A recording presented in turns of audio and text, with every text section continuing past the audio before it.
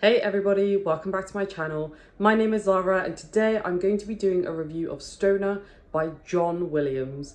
Now this book was recommended to me by a friend, Lorne, shout out to Lorne, and I have to say this was one of the most pleasant surprises that I've had this year. A book that I've never heard of, but Lorne told me that he was reading it after we had buddy read Under Majordomo Minor together, and he was telling me how much he really enjoyed it.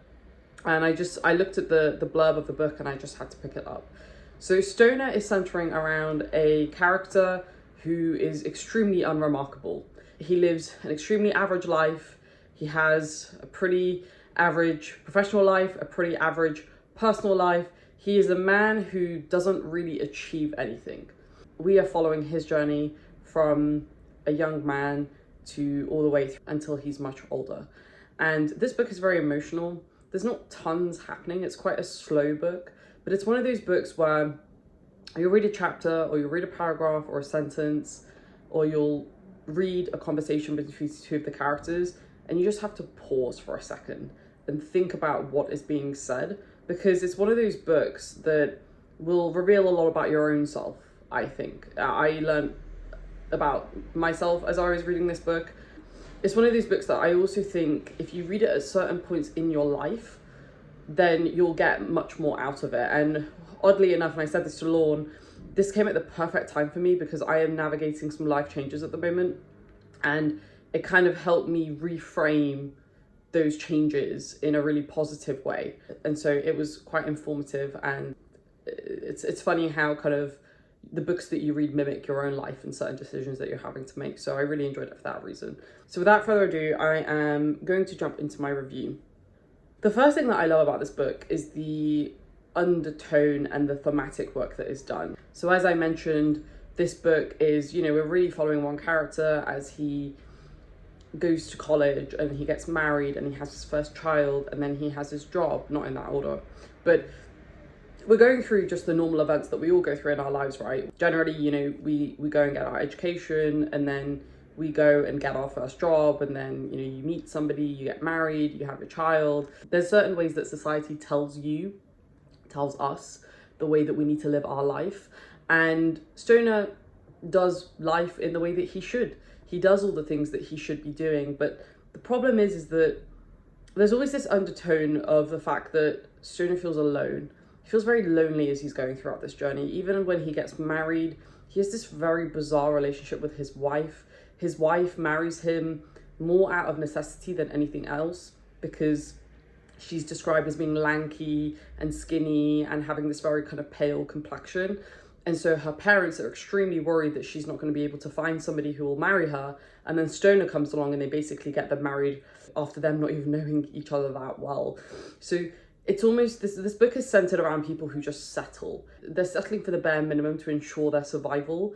And I think Stoner in particular, he really embodies that, because there are particular moments throughout the book, and I'm not going to go into those in detail because I think you should just experience them for yourself. But there are particular moments throughout the book where, as one example that I'll give is that he's put forward for a promotion and he's like, no, I'm okay. I don't want the promotion. Like, I'm quite happy where I am. And that's kind of indicative of his personality and how he perceives himself. I almost feel like one part of it is that he doesn't feel like he deserves it. And then I think another part of it is that he's quite happy with the fact that he's living, from my perspective, quite a mundane life. But from his perspective, that's what he wants. But then there are these really interesting events that happen later on in the book where his world is upended.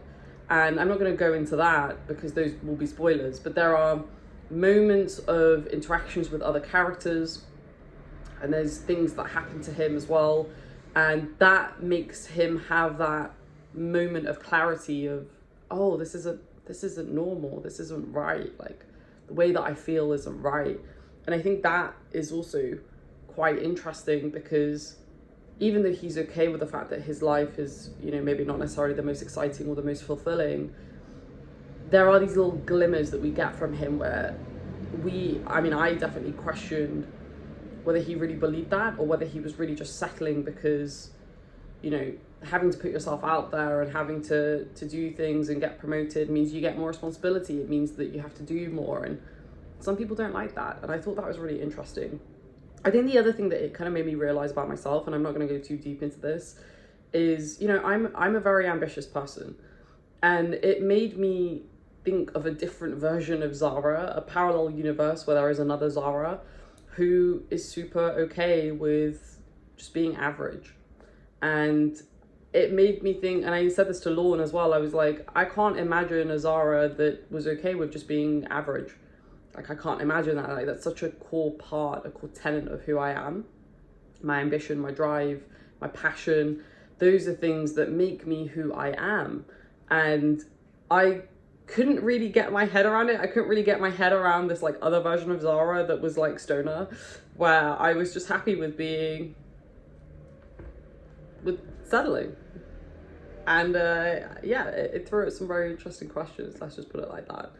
The next thing that I really liked about this book is the way that the story progresses. You know, we're following Stoner from being a kind of young man, and you know, we're following the story linearly. So, you know, he's a young man, goes to college, gets his first job, then he meets his wife, and then, you know, we follow him more at his job, and then they have their first child together, and then there are other events that happen later on. And I just really like the way that the story was structured. It didn't feel boring, because I feel like the problem with super linear storylines is that it can kind of feel very predictable. But it's one of those books that you kind of know what's coming for the most part, but it just, because the content is so engaging, the dialogue is so engaging, the prose is so beautiful, and because of the really deep thematic work, it just feels like you're getting an insight into this person's life. Even though it's quite a mundane life, it's also quite a rich life, because we get so much about him, we learn so much about him. I don't know, I felt a connection to Stoner, even though he and I are like on complete different sides of the spectrum. Like, I felt a really deep connection to him about certain thoughts that he has, and I'm going to read some quotes from the book later on, so you'll get a taste of that in a minute. But I felt like this person was somebody that I knew, but in like a really, really foreign sense. Like, I don't know if I'm making sense, but I felt like he was somebody that could be any one of us, but because, you know, we have passion and we have drive and, you know, whatever motivates us, we decide not to be like that. And I think that's what's interesting about Stoner is that he decides that he wants to be like that. And, you know, he's clearly a smart guy and he has potential, and, you know, the fact that they want to promote him is amazing, but he makes the decision to be the way that he is. It's not as if, you know, he's stupid or anything like that. He makes that, and that was something that was quite hard for me to grasp, I think, because again, I would never do that. Like, it's very different from my own lived experience, which is why I love this book so much, because it kind of gave me a different spin on, you know, why we do the things that we do and why we're motivated by the things that we're motivated by. And I just thought it was super interesting. The last thing that I'm going to mention that I really loved, because I mentioned a couple of things just then, like, you know, as I mentioned, that the prose is really beautiful, the dialogue and the conversations between the characters are really rich, and there's lots of kind of undertones there as well that you could spend hours unpacking. But I think the last thing that I'll mention that I really enjoyed is how the characters develop as well. So we have Stoner, and then we have his wife Edith, and then we have his daughter, whose name I can't remember now, but I will asterisk it in. And how, you know, we see how these people develop as well throughout the duration of the book. And I just thought it was really interesting how his wife becomes quite apathetic towards him, and how their relationship kind of spirals at one point, and then they kind of, by the end of it, they come to this kind of happy understanding of who they are and why they're there.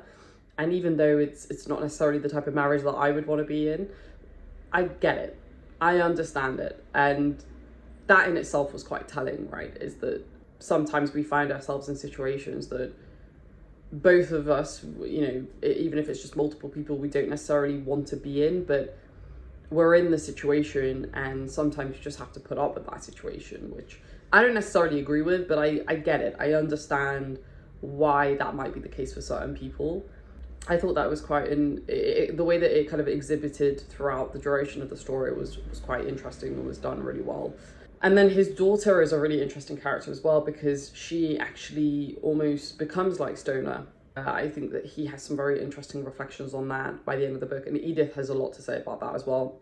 I liked the dynamic between the three of them, because the daughter is kind of stuck in the middle between this initially quite toxic relationship between Stoner and Edith, but then, as I mentioned, it kind of gradually goes to a place of understanding, and the way that she kind of progresses throughout that is quite interesting, and where she lands is also super fascinating. But I won't say anything on that because it would be a spoiler. So I'm gonna read a few quotes before I go on to tell you guys what my review is. But it was a really beautiful book, and I tab this book quite a lot, so I'm just gonna find a few just to give you a sense of kind of what to expect. Okay, here we go. A simple son of the soil, as you pretend to yourself. Oh no, you two are among the infirm. You were the dreamer, the madman in a madder world. Our own Midwestern Don Quixote without his Sancho, gambling under the blue sky. You're bright enough, brighter anyhow than our mutual friend. But you have the taint, the old infirmity. You think there's something here, something to find. Well, in the world you'd learn soon enough. You two are cut out for failure. Not that you'd fight for the world. You'd let it chew you up and spit you out, and you'd lie there wondering what was wrong. Because you'd always expect the world to be something it wasn't, something it had no wish to be. The weevil in the cotton, the worm in the beanstalk, the borer in the corn. You couldn't face them and you couldn't fight with them because you're too weak and you're too strong and you have no place to go in the world. Man, it's hard. It's hard. Okay, this is another quote about Stoner and his wife. Gives you a little bit of a sense of how he feels about her, at least at the start of the relationship. He stood looking at her for a long time. He felt a distant pity and reluctant friendship and familiar respect, and he felt also a weary sadness, for he knew that no longer could the sight of her bring upon him the agony of desire that he had once known, and knew that he would never again be moved as he has once been moved by her presence. The sadness lessened, and he covered her gently, turned out the light, and got in bed beside her. All right, I might just do two more. Okay, this is another one. There's so many, by the way. Their lives had been expended in cheerless labour, their wills broken, their intelligences numbed. Now they were in the earth to which they had given their lives, and slowly, year by year, the earth would take them. Slowly, the damp and the rot would infest the pine boxes which held their bodies, and slowly it would touch their flesh, and finally it would consume the last vestiges of their substances, and they would become a meaningless part of that stubborn earth to which they had long ago given themselves.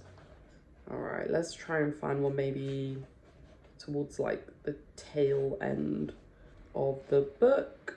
Okay, I'm gonna just do one more, I think I'll do two more actually. So this is a short one. He felt at times that he was a kind of vegetable, and he longed for something, even pain, to pierce him, to bring him alive. There's a really good quote there, but I don't want to read that one because it's a spoiler. That one's a spoiler too. Okay, this is a good one. This is actually very nearly towards the end of the book. Dispassionately, reasonably, he contemplated the failure that his life must appear to be. He had wanted friendship and the closeness of friendship that might hold him in the race of mankind. He had had two friends, one of whom had died senselessly before he was known, the other of whom had now withdrawn so distant into the ranks of living that... He had wanted the singleness and the still connected passion of marriage. He had had that too, and he had not known what to do with it, and it had died. He had wanted love, and he had had love, and had relinquished it, had let it go into the chaos of potentiality. And he had wanted to be a teacher, and he had become one, yet he had always known that for most of his life he had been an indifferent one. He had dreamed of a kind of integrity, of a kind of purity that was entire. He had found compromise in the assaulting diversion of triviality. He had conceived wisdom. In the end of the long years, he had found ignorance. And what else, he thought? What else? What did you expect, he asked himself. And that's it. It's a really beautiful book. If you are going through some stuff, like most people probably are, or you want something that's maybe going to take you out of yourself a little bit, I strongly recommend Stoner by John Williams. And I want to just say shout out again to Lorne for recommending this book, because it's really remarkable. And it's one of those books that I think has the ability to change your own perception about your own life. And I think those types of books are quite rare, to be honest. This is definitely going to be a book that I reread and treasure for a very long time. So thanks for watching, folks. If you've read this book, definitely comment below and let me know what you thought. If you have any questions, let me know. But it's a relatively short read. It's under 300 pages. But it is one of those books that you should read slowly, in my opinion, so that you can really appreciate the beauty of it and the messages that it gives. I gave it a 5 stars. I just realised that I didn't tell you my rating. Gave it a 5 stars, obviously. Hands down, easiest 5 stars that I've ever given, or one of the easiest 5 stars I've ever given. Absolutely beautiful story with beautiful characters and a lot of meaning. So what's stopping you to go and pick it up? I'll see you guys in the next video. Let's take the conversation down below, and I will speak to you very soon. Stay safe, take care, and see you in the next one.